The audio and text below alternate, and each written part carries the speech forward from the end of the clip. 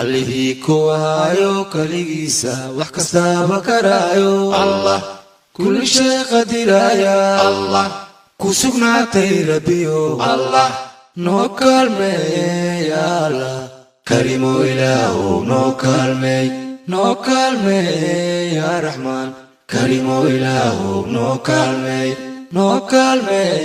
ya raxiim karimo ilaahu noo kaalmeey allihii ku hayo kaligiisa wax kastaba karaayo allah kulli shay qadiraya allah ku sugnaatay rabbiyo allah noo kaalmeey ya allah karimo ilaahu noo kaalmeey ya raxmaan karimo ilaahu noo kaalmeey ya raxiim karimo ilaahu noo kaalmeey dunida kala oodane noo kaalmeey koonka kala xirxirane noo kaalmeey dadka wada kala tiirane noo kaalmeey karimo ilaahu noo kaalmeey ya raxmaan karimo ilaahu noo kaalmeey ya raxiim karimo ilaahu noo kaalmeey dunida kala oodane noo kaalmeey koonka kala xirxirane noo kaalmeey dadka wada kala tiirane noo kaalmeey karimo ilaahu noo kaalmeey ya raxmaan karimo ilaahu noo kaalmeey ya raxiim karimo ilaahu noo kaalmeey COVID-19 allow naga kori COVID-19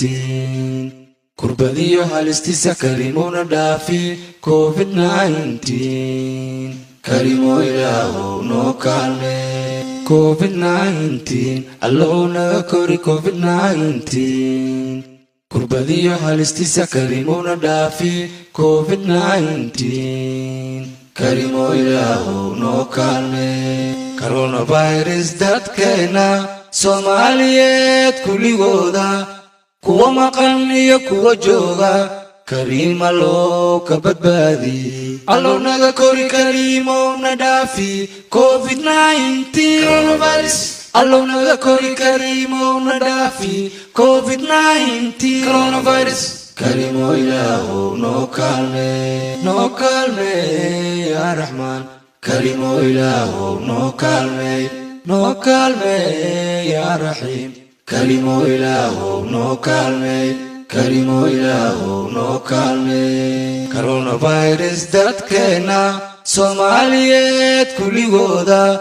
kuwa maqan iyo kuwa jooga karima loo ka badbaadi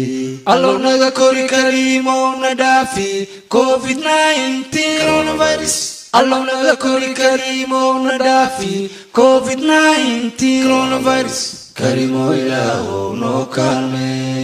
kaalmeey ya raxmaan karimo ilaahu noo kaalmeey ya raxiim karimo ilaahu noo kaalmeey ka taxadira Soomaaliya caabuqa faafay COVID-19 coronavirus kurbadiyo waxyeelada coronavirus karimo na dhaafida coronavirus ka taxadira Soomaaliya caabuqa faafay COVID-19 coronavirus kurbadiyo waxyeelada coronavirus karimo na dhaafida coronavirus karimo na dhaafi andano coronavirus karimo na dhaafi andano coronavirus karimo na dhaafi andano coronavirus karimo na dhaafi daha coronavirus